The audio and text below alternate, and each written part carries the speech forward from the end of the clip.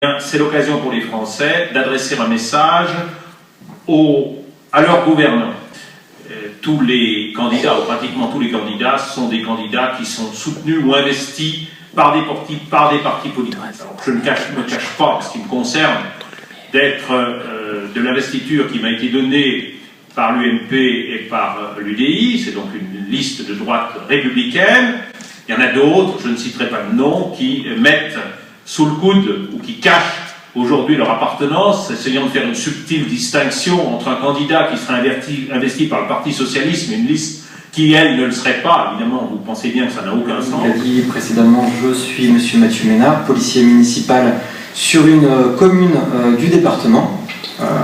Donc je suis ici pour vous présenter deux grandes lignes du projet sécuritaire en concertation avec lui, avec la totalité de l'équipe. On a 10 propositions sur la sécurité et la tranquillité publique pour la ville d'Annemasse.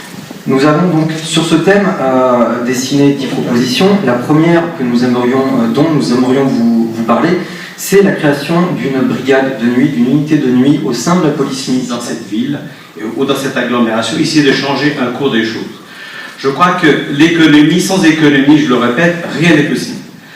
Je crois qu'aujourd'hui, une ville doit être capable, être à disposition des gens qui prennent des risques, c'est-à-dire quand j'ai des risques de créer leur propre entreprise. La ville intelligente, c'est simplement mettre en relation à la fois le public, le privé, la collectivité et les citoyens. La ville intelligente, ça sert à se développer. La ville intelligente, ça sert à économiser de l'argent. La découvrir avec le service public qui est en soi de mettre dans tous les parcs et lieux cultes de la ville du Wi-Fi.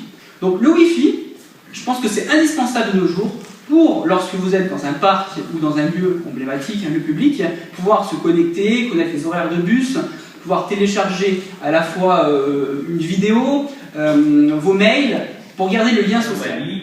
De cette grenouille qui veut se faire aussi grosse que le bœuf, et de projets qui sont pharaoniques et qu'on ne pourra pas, manifestement qu'on ne pourra pas financer. Vous savez qu'à l'heure actuelle se pose notamment le projet, on parle du CEVA. Je lisais aujourd'hui qu'on n'avait pas encore trouvé un accord pour acheter les rames du CEVA.